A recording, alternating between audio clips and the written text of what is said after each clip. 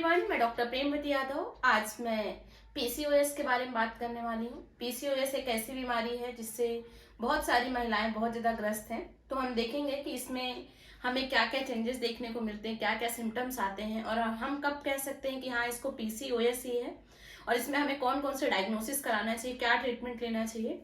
तो आप मेरे साथ वीडियो में शुरू से अंत तक बने रहिए। ये वीडियो आपके लिए काफ़ी यूजफुल होने वाली है। तो हम स्टार्ट करते हैं पीसीओएस। पीसीओएस तो हम इस पीसीओएस क्यों बोले? सबसे पहले तो पी फॉर क्या हो जाता है? Poly, C for cystic, O for ovarian, S for syndrome. इसका फुल नेम क्या हो गया? Polycystic ovarian syndrome. ठीक है।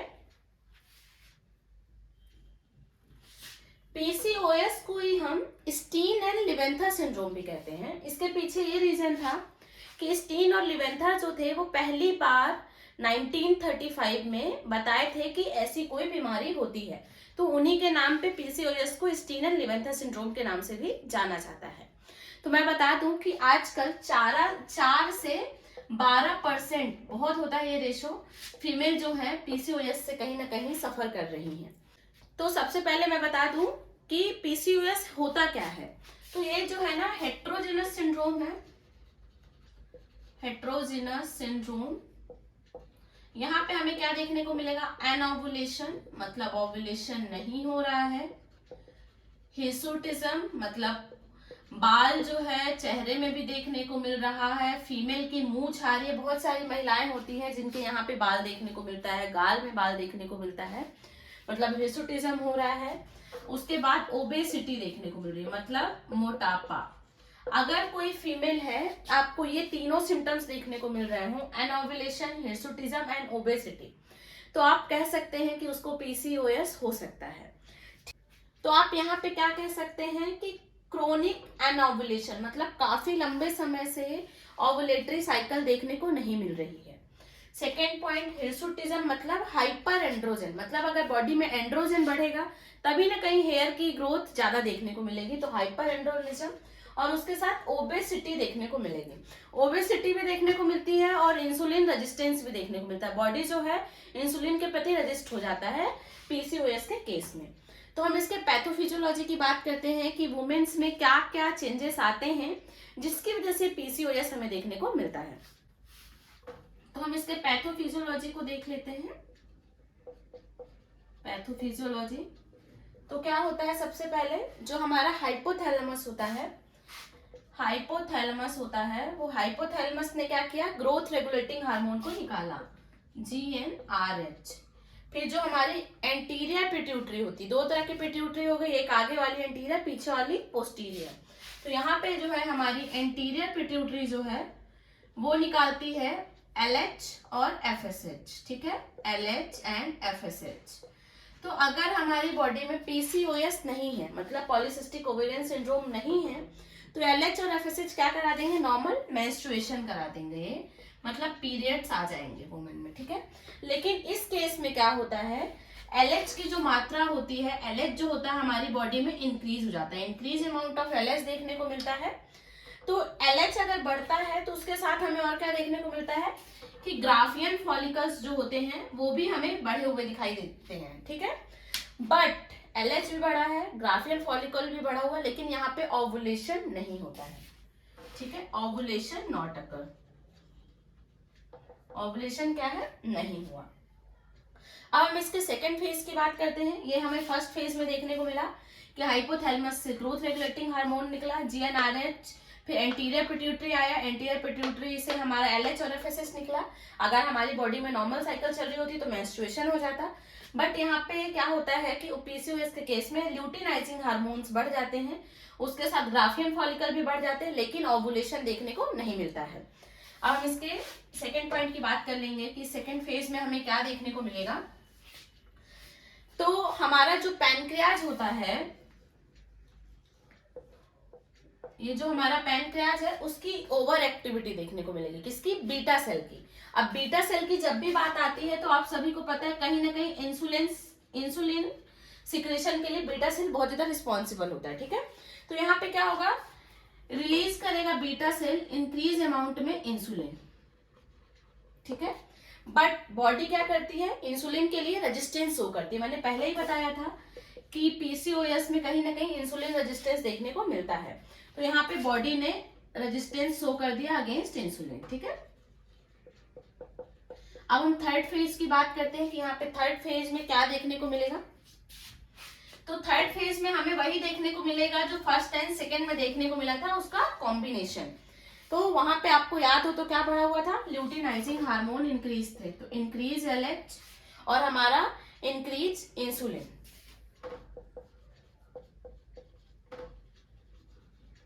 तो इंक्रीज एलएच और इंक्रीज इंसुलिन कहाँ एक्ट किए, हमारी एड्रिनल ग्लैंड में। ये हमारी किडनी थी, किडनी के ऊपर क्या है, ये हमारी एड्रिनल ग्लैंड। तो एलएच और इंसुलिन एड्रिनल ग्लैंड पे एक्ट किए। तो यहाँ पे एड्रिनल ग्लैंड पे अगर एक्ट करेंगे तो किसका इंक्रीज होगा, increase amount of androgen. Androgen अगर बढ़ेगा बॉडी में तो क्या होगा, हिर्सुटिज्म, मतलब ओवर ग्रोथ हेयर्स की देखने को मिलेगी फीमेल्स में। ये सब जो पीसीओएस में हमें दिक्कतें देखने को मिल रही हैं वो किस कारण से हमें देखने को मिल सकती है, हम उसकी बात कर लेते हैं। तो सबसे पहले लैक ऑफ क्वालिटी स्लीप, मतलब किसी भी पर्सन को 6 से 8 घंटे सोना चाहिए, बट इसका जो पर्सन है, वुमेन है, उसमें कहीं ना कहीं क्वालिटी स्लीप की कमी है, मतलब 2-3 घंटे में ही उठ जाती है, या देखने को मिलता है काफी लंबे समय से स्ट्रेस से जूझ रही थी जिसकी वजह से नींद पूरी नहीं हो पाती, स्ट्रेस टेंशन बना हुआ रहता है, उसकी वजह से भी पीसीओएस हमें देखने को मिल सकता है। या फिर उसकी हैबिट्स ऐसी है कि वो बहुत ज्यादा कार्ब का कंजप्शन करती है, एक्सेसिव कार्ब्स कंज्यूम कर ले, एक्सेसिव कार्ब खाती हो।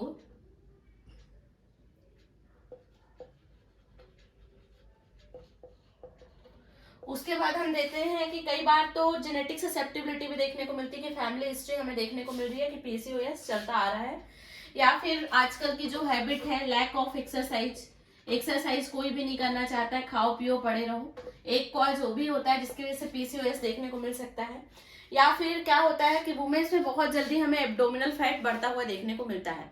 अब अगर एब्डोमिनल फैट बढ़ेगा तो जो हमारी की ओवरी की ग्रोथ होनी चाहिए वो प्रॉपर नहीं देखने को मिलेगी, तो कहीं ना कहीं एब्डोमिनल फैट की वजह से भी हमें पीसीओएस देखने को मिल सकता है, क्योंकि जितना ग्रो करना चाहिए उतना नहीं हो रहा है। एब्डोमिनल फैट और ओबेसिटी भी एक कॉज हो सकता है, ठीक है।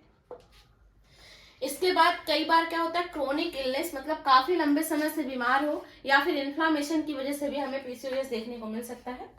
अब हम इसके क्लिनिकल फीचर की बात करते हैं कि वुमेन किस सिम्टम्स के साथ आएगी, तो हम कह सकते हैं कि हाँ ये पीसीओएस हो सकता है।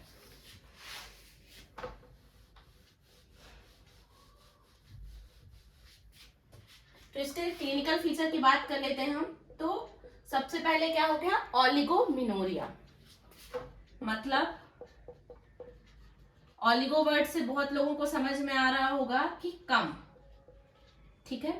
तो यहाँ पे कम से उतना मतलब नहीं है जितना ये ऑलिगोमिनोरिया इस चीज को बताता है कि वुमेन्स में 35 दिन से ज्यादा हो जाने के बाद अगर मेंस्ट्रुअल पीरियड आ रहे हो, मतलब अगर किसी पर्सन को 35 दिन से ज्यादा में आएगा तो मतलब साल भर में कितने मंथ होते हैं, 12 मंथ, तो 35 दिन में आएगा तो कहीं ना कहीं 4 से 9 पीरियड्स ही साल भर में देखने को मिलेंगे, इसलिए कहीं ना कहीं इसको क्या बोलता है, ऑलिगोमिनोरिया। ऑलिगोमिनोरिया कितने % चांसेस होते हैं कि पीसीओएस के केसेस में हमें देखने को मिलेंगे ही, मतलब मेंसेस जो है 35 दिनों में आता है, 40 दिनों में आता है, 45 दिनों में आता है, तो ये जो होता है 50 से 90% ऐसे केसेस होते हैं जिसमें हमें ऑलिगोमिनोरिया देखने को मिलेगा। सेकेंड पॉइंट की बात करते हैं, एमिनोरिया। एमिनोरिया मतलब अब्सेंस ऑफ मेंस्ट्रुएशन। ये प्राइमरी एमिनोरिया भी हो सकता है कि आज तक कभी भी वुमेन को मेंसेस ही नहीं आए, ये सेकेंडरी एमिनोरिया भी हो सकता है कि पहले रेगुलर मेंसेस आते थे बट 3 महीने हो चुके हैं कि अभी उसके बाद इसको मेंसेस नहीं आए हैं। तो एमिनोरिया जो होता है 25 से 50% ऐसे केस होते हैं जिसमें हमें एमिनोरिया देखने को मिल सकता है कि मतलब महीना आना ही बंद हो गया।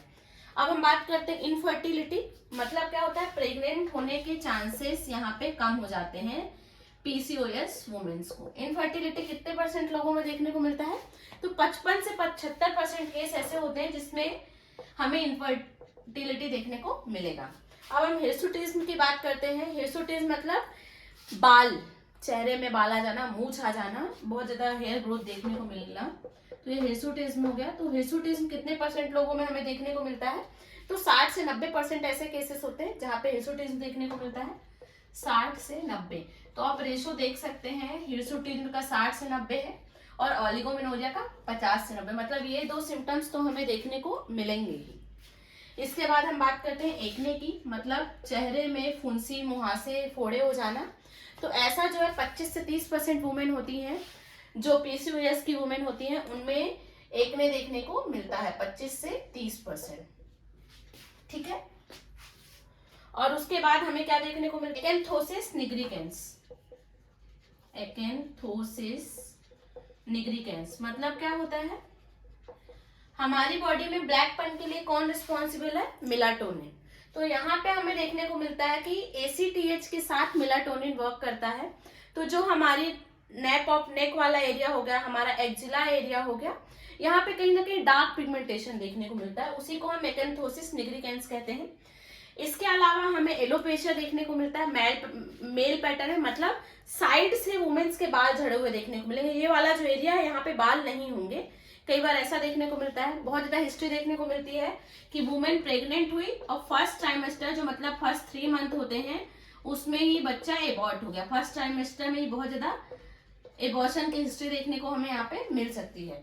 अब हम इसके इन्वेस्टिगेशन की बात करेंगे कि यहाँ पे हम कौन कौन सा टेस्ट कर सकते हैं कि तो हम क्लियर कर सकते हैं कि हाँ ये पीसीओएस ही है। तो हम देखते हैं।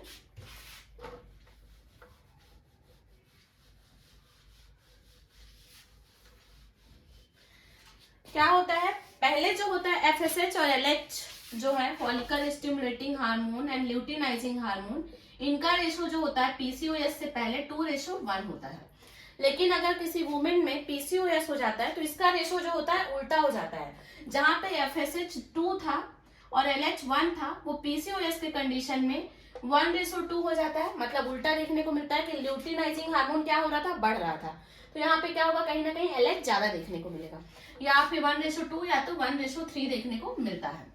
अब हम सीरम टेस्टोस्टेरोन का लेवल देखते हैं। अगर हम नॉर्मल की बात करते हैं तो 20 से 80 नैनोग्राम पर डेसीलीटर क्या था? नॉर्मल था। बट पीसीओएस के केस में क्या होगा? मोर देन 80 नैनोग्राम पर डेसीलीटर सीरम टेस्टोस्टेरोन देखने को मिलेगा, but not more than 150 nanogram पर डेसीलीटर। मतलब 80 से ज्यादा होगा बट 150 नैनोग्राम पर डेसीलीटर से कम होगा। ठीक है। हम बात करते हैं थर्ड पॉइंट की। तो थर्ड इन्वेस्टिगेशन में क्या देखने को मिलेगा कि फ्री, मतलब ऐसे ही घूमते हुए एस्ट्राडायोल जो होते हैं, एस्ट्रोजन होते हैं, वो कहीं ना कहीं हमें बॉडी में ज्यादा देखने को मिलेंगे। एस्ट्राडायोल इंक्रीज देखने को यहाँ पे मिलते हैं। अब हम सीरम इंसुलिन की अगर बात करते हैं तो यहाँ पे कहीं ना कहीं इंसुलिन के लिए क्या था? रेजिस्टेंस था। तो यहाँ पे सीरम इंसुलिन भी हमें बढ़ा हुआ दिखाई देगा। इंसुलिन जो है ये बढ़ा हुआ है, कितना ज्यादा देखने को मिलेगा? More than 25 micro international unit. तो ये तो हमारे इन्वेस्टिगेशन हो गए। अब हम इसके रेडियोलॉजिकल फाइंडिंग की बात करते हैं कि हमें रेडियोलॉजिकल फाइंडिंग में क्या क्या चेंजेस देखने को मिलेंगे।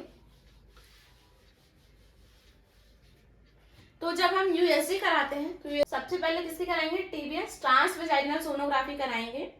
तो यहाँ पे हमें सोनोग्राफी में नेकलेस हो जैसे मोतियों की, वैसा प्रेजेंटेशन देखने को मिलेगा, नेकलेस ऑफ पर्ल। ठीक है, ऐसा सोनोग्राफी में प्रेजेंटेशन देखने को मिलता है। 60 से 80% ऐसे केसेस होते हैं जहां पे ये हमें नेकलेस ऑफ पर्ल देखने को मिलेगा, मोतियों की माला जैसा प्रेजेंटेशन।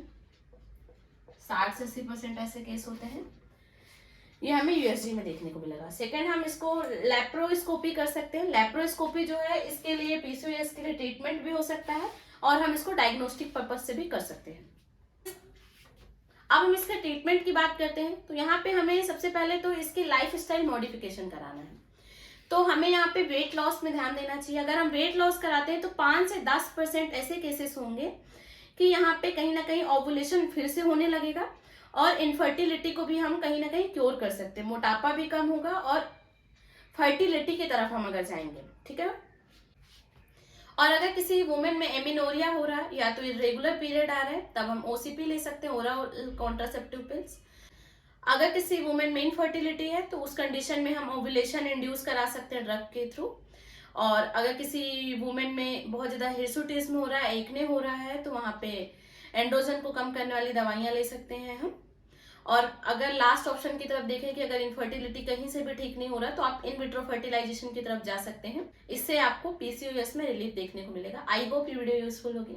अगर आप मुझसे ट्रीटमेंट लेना चाहते हैं तो आप मुझे कांटेक्ट कर सकते हैं 7415107494 पे। अगर आपको वीडियो पसंद आई हो चैनल को सब्सक्राइब करें, वीडियो को लाइक करें। Thank you for watching.